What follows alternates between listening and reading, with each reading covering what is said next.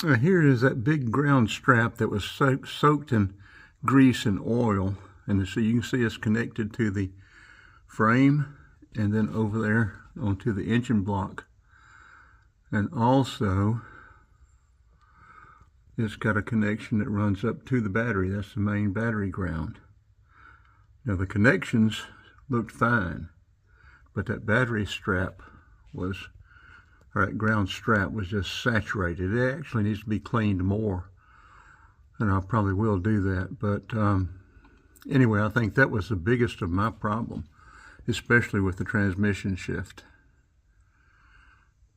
I see a little bit of dampness back there on those transmission cooling lines. I don't know if that is coming from residual. It's not coming off of the oil. That's transmission. That's the other side. The oil cooling lines that were replaced the other day are nice and dry. I'll have to check that and see if that is transmission fluid or oil.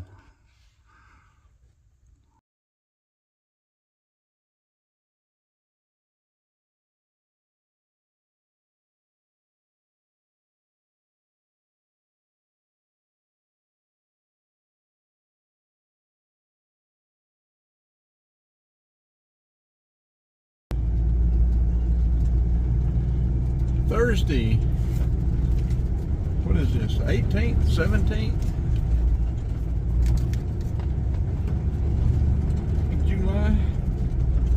July 17th, 2025. This video is basically going to be about automotive grounding and its importance. Although we'll be driving down the road, that way you won't have to be looking at me so much. That you have a little bit of view. You don't need to be looking at me much. But all this stuff you see up here, over the last few years, I've had one problem or another with several of these things that has dumbfounded me, or whatever you want to call it. Let's turn this off and see if we can stop that squeak and then start back up.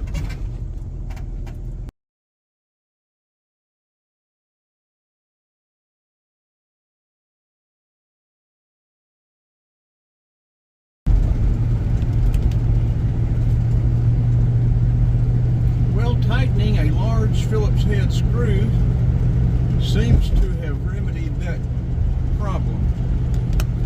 If everything was that simple. Okay, continuing. I haven't been a certified mechanic or certified technician in over 40 years, so a lot of this stuff I tell y'all probably isn't right.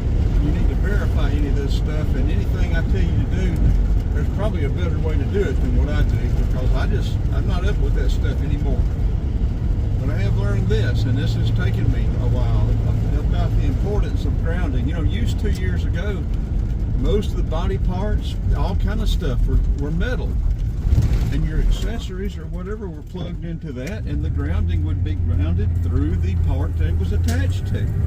Cigarette lighters and all this kind of stuff was into the metal dashboard. All that stuff is not the same anymore. A couple of the problems that we've been plagued with for a couple of years have just recently been resolved. Have been the result of grounding issues. This van in particular, the shifting, I changed the shift solenoids and the manifold pressure sensor and all this other stuff, and that didn't resolve it. What resolved it was when I finally got in there. There are two ground wires, one on the back of each head on the back of this motor, and a big ground strap going from the frame over to the engine, and then there's a ground that comes from the battery down to that same connector on the engine. And since then, this transmission is shifted perfect. I've got pictures of a lot of different grounds on this van and another van. I've still got to get one of that big ground strap. But like I said, so much of this stuff used to just ground by whatever it's connected to. Well, now it doesn't. These things are plastic, and you've got to have a separate ground wire. And if the connection's loose, or if you, a lot of times, if you'll see a headlight that's one's dim and one's bright, it's a ground connection that's gone bad. So I'll be showing y'all a bunch of these on this van. And so if you're having difficulty, and see, this van is 25 years old, so this goes back a ways. This isn't just a recent occurrence.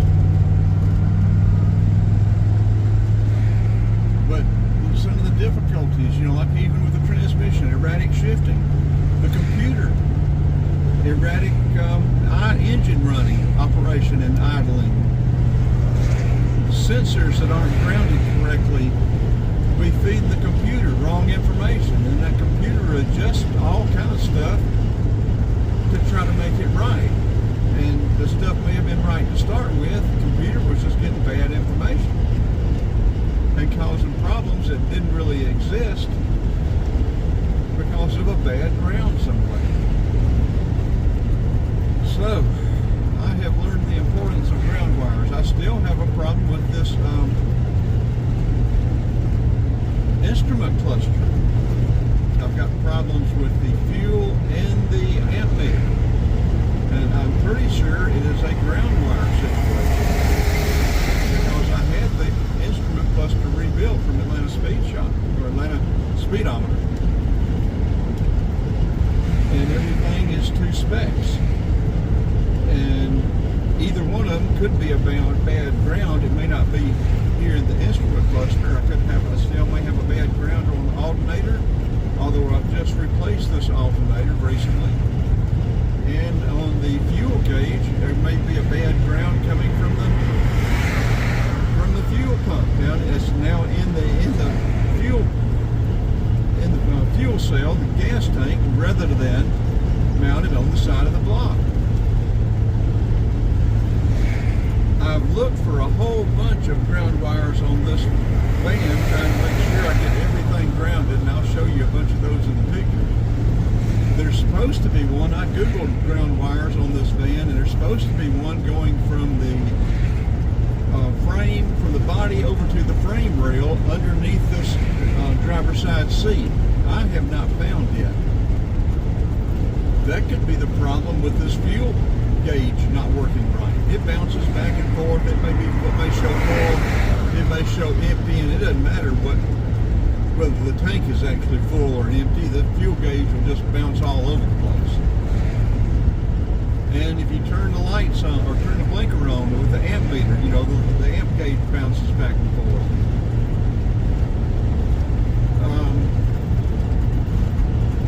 And like I said, new alternator with a new voltage regulator in it. And I've checked the charging. It shows charging correctly and everything. So I have a feeling it may just be a bad ground somewhere. And this stuff now is all transistorized. Just the slightest amount of too much current is going to blow something up. Blow up a transistor or diode. If it gets overloaded, all the relaying, just a small amount of electricity makes points click on the relay, then sends a larger amount of electricity to the actual instrument itself, accessory or whatever you're trying to power. Well, I'll include pictures of the grounds I found on this van and the other van. I've got to get one more of this big ground strap that goes from this engine over to the frame, and it also goes up to the battery. But like I said, I cleaned it off. It was a good connection, but the thing was full of grease and oil. And I think that, after cleaning that and the two connectors on the back of the head, this transmission is shifting perfect. I think that big ground strap was the problem. Also, the two on the heads they big strap was just slapped full of grease and oil. So I think it was not allowing the connection, the ground connection. So this would just about be enough of me running my mouth. It's about 8 minutes, 7.5 minutes, something like that. I will put some extraneous stuff on the back end of this. You know, some wildlife pictures or snake pictures or Swanee River pictures or some kind of pictures, just to get it a little bit longer. You can watch or don't have to watch, but please like, share, and subscribe, and we would certainly appreciate it. We need the likes, the shares, the subscribes, the views, the watch hours, we need it all.